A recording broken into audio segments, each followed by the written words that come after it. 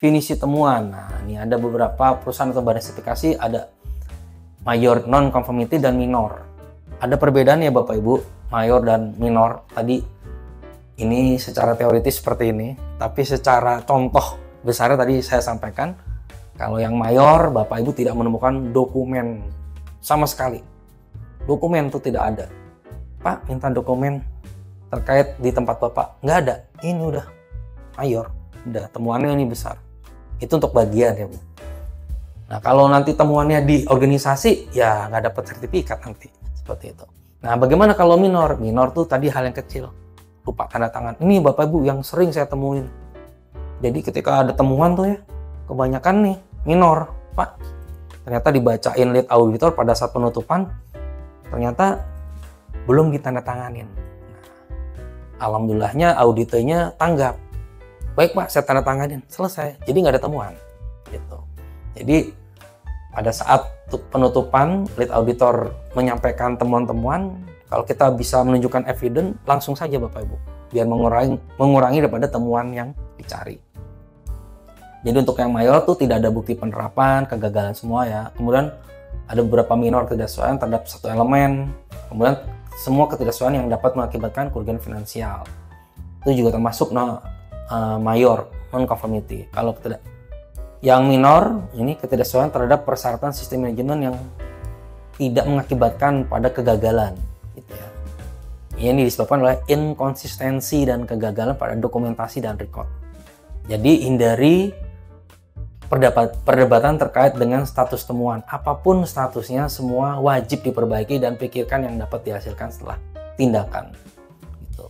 Kalau bisa sama auditor kita bicara baik-baik.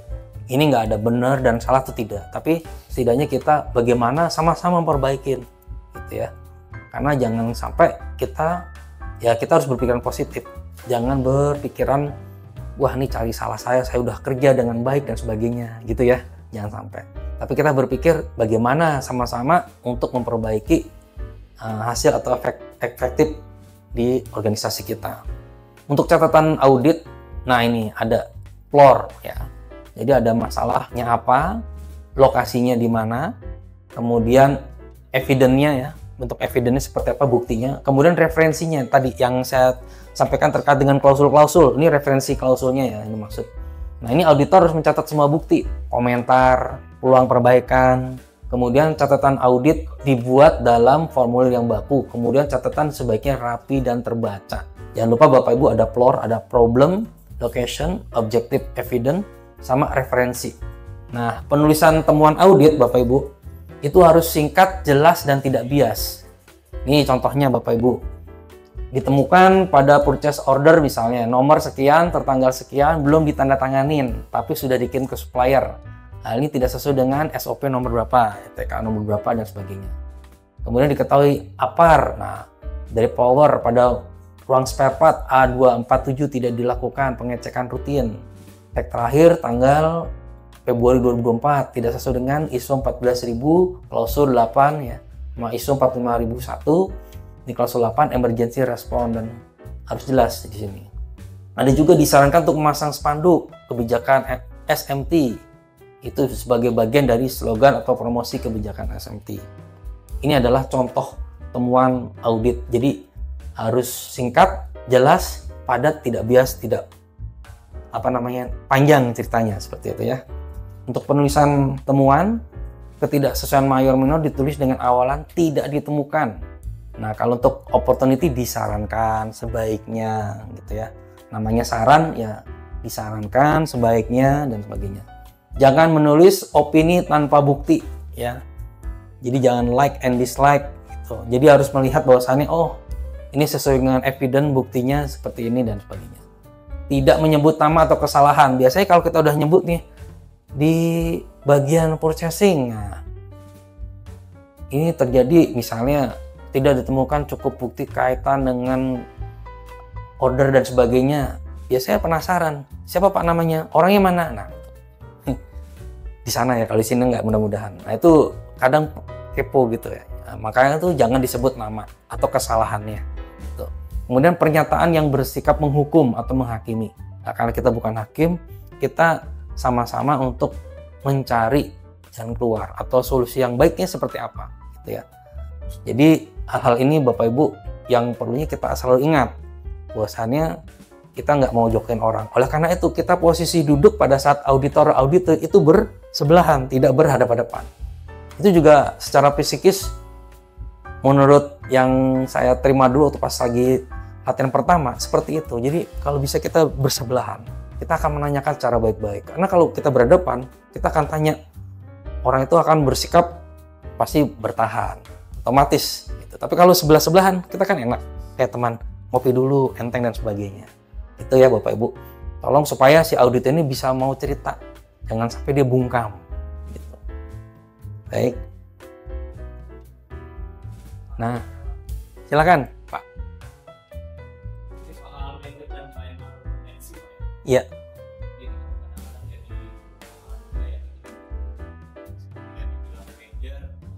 Banyak yang nggak terima pasti gitu, ya kan? Tapi ketika kita sampaikan minor, sebetulnya major gitu.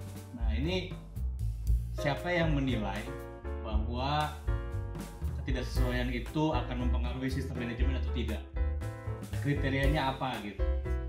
Terus siapa yang berhak menentukan itu gitu? Jadi saya pernah contoh kasus seperti itu juga Pak. Betul. Bahwasannya auditnya ada yang nggak terima oleh karena si auditornya. Kita kan punya lead auditor. Nah, lead auditornya harus bisa menengahi, ya menjelaskan bahwasannya. Tapi dia menengahi bukan karena membela auditor, enggak. Tapi dia harus punya wawasan satu. Yang kedua, dia punya dasar terkait sistem yang dimaksud itu tadi. Tentunya nanti dia mengacu kepada mana? Sistem.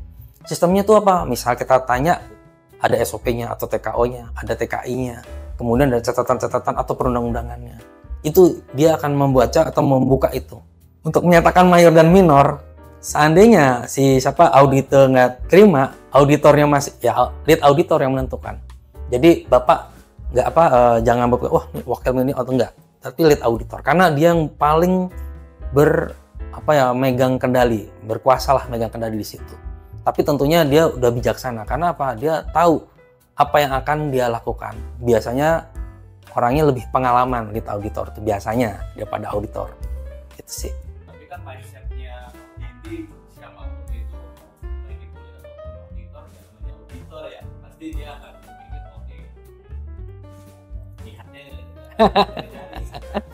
apakah kita dari awal kita sosialisasikan dulu terkait apa yang menjadi acuan kita gitu. Ya lebih baiknya sebetulnya seperti itu Pak. Sosialisasi nomor 1. Karena apa itu tadi Pak? Kaitannya apa? Kita memberi pemahaman lebih dulu. Jangan sampai mereka merasa dihakimin. Apalagi pimpinan Pak. Banyak nih yang saya temuin pimpinan rada tersinggung, mohon maaf ya. Ditanyain, kok nanya saya, maksudnya apa? Tuh ada Pak. Gak di sini sih insya Allah. Ya. itu ditanyakan. Oleh karena itu memang tugas kami ya Pak, sampaikan ke lead auditor. Ini kalau kayak begini Bapak menyampaikan baik-baik dulu sebelumnya. Ini akan akan melaksanakan audit ISO sekian lah ya. Itu kasih tahu pemahamannya. Bapak harus reminder lah, sifatnya reminder supaya nggak tersinggung. Teman-teman juga sama yang auditor audit yang lain. Bukan menilai pekerjaan Bapak Ibu sekalian, bukan sama sekali. Tapi justru kita, yuk bagaimana sama-sama kita untuk memperbaiki ini lebih bagus. Karena kalau kita memikirkan secara positif, insya Allah Pak, dapat nilai tambah. Ada sesuatu yang ternyata, endingnya bilang gini, ternyata begini ya, bener juga ya, nggak kita pikirkan sebelumnya. Itu Pak, poin yang selalu saya sering dapat kalau pas lagi dampingin pelaksanaan audit internal, mereka tuh bicaranya begitu. Wah, itu Pak poin yang sebelumnya nggak terpikirkan oleh kita. Wah, itu kenapa? Mereka sendiri yang tahu kan. Saya bilang ya kita nggak tahu kalau di organisasi Bapak Ibu. Bapak lebih tahu organisasi Bapak Ibu ketimbang saya. Saya hanya nonton bahwasannya ini loh caranya seperti ini. Nah itulah, gitu sih Pak. Selama ini biasanya ada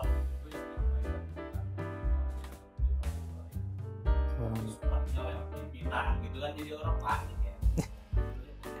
Iya.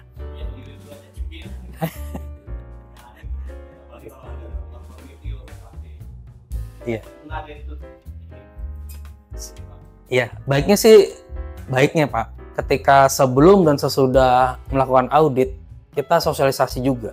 Karena apa? Sebelumnya itu kita ya ibaratnya ngingetin lah, tolong ya nanti disiapkan dokumennya ini gitu, nggak mempersulit kita atau audit. Sudah selesai juga gitu, sebelum dikasihkan oleh pimpinan mungkin kita menyampaikan juga, Pak nih temuannya ini, atau pada saat pelaksanaan audit internal kan biasanya kan mereka akan tanda tangan tuh audit. Nah tanda tangan itu tanda pernyataan bahwasannya mereka setuju temuannya tersebut. Jadi kita nanya, nggak semena-mena diakuin ya tanda tangan, enggak gitu, tapi Pak ini temuannya seperti ini, Bu temuannya seperti ini, bagaimana? Oke, kita tunjukkan nih evidennya sebagai mana mestinya. Nah seperti itu lebih enak lagi. Terus kalau mau ditambah lagi, tambahin aja bikin sosialisasi oleh lead auditor. Jadi dikumpulin yang dapat temuan, atau mau 4 mata ya, atau per bagian boleh, bagaimana tekniknya aja supaya mereka nggak tersinggung bahwasannya kita udah kerja baik-baik kok malah gini gitu. Ini kita bicara karena kaitannya auditnya kan personil ya gitu, bukan robot AI ya gitu. Oke, kita lanjutkan. Tonjolkan pada sisi positif audit nih tadi kita tampilkan, yaitu mempublikasikan sisi positifnya. Semua karyawan sudah mengikuti training ini, foto-foto improvement ya. Kemudian mengekspos praktek terbaik bagi perusahaan untuk dapat mempelajari dan beradaptasi. Kemudian audit internal tidak gagal jika semua yang Anda harus laporkan adalah hasil yang positif. Ya karena kita mengapresiasi, menghargai auditor yang sudah bekerja gitu. Untuk apa? Peningkatan berlanjutan seperti itu. Nah, ini saya minta tolong, barangkali ada yang bisa bantu, Pak. Ini ada studi kasus nih sebagai auditor nih kalau Bapak-bapak. Apakah ini pelanggaran? Ini ada di area produksi. Nah, ini ada dokumen, ini ada prosedur kerja lama. Nah, ini auditornya. Kira-kira temuannya apa nih Bapak Ibu? Masalahnya adalah bekerja dengan menggunakan prosedur kerja lama untuk area produksi yang dokumennya baru ya. Iya. Kemudian lokasinya di area produksi, evidence-nya adalah terdapat prosedur kerja lama yang sudah obsolete tahun 2022.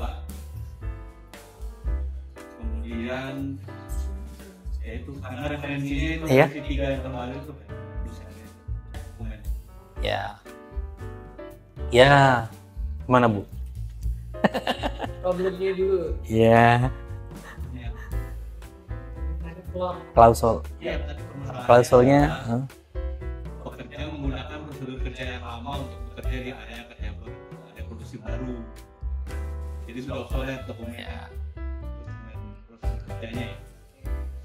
Ya itu problemnya. Lokasinya di area produksi. Ya, objektif evidence-nya itu adanya prosedur kerja lama yang ditempelkan di area produksi yang baru. Nah, referensinya, klausulnya Pak. Referensinya 7. referensi dari klausul terkait dengan prosedur. Prosedur Semua klausul ada. Semua unsur ya yang ada di klausul iya terkait dengan ini dokumen. Terkait dengan dokumen. rencana perubahan sistem nggak sih? Oh. Kemudian Terkait dengan dokumentasi. Dokumen terdokumentasi ya. Informasi terdokumentasi. klausul 6 ya Bu ya? Klausul perencanaan. Klausul satu lagi, klausul satu. Sama 8 lokasi ya? Klausul 7. tentang ya atau di kelima. Ya, informasi terdokumentasi. Oke, tepuk tangan dulu dong. Ya, makasih Pak. Terima kasih, siapa?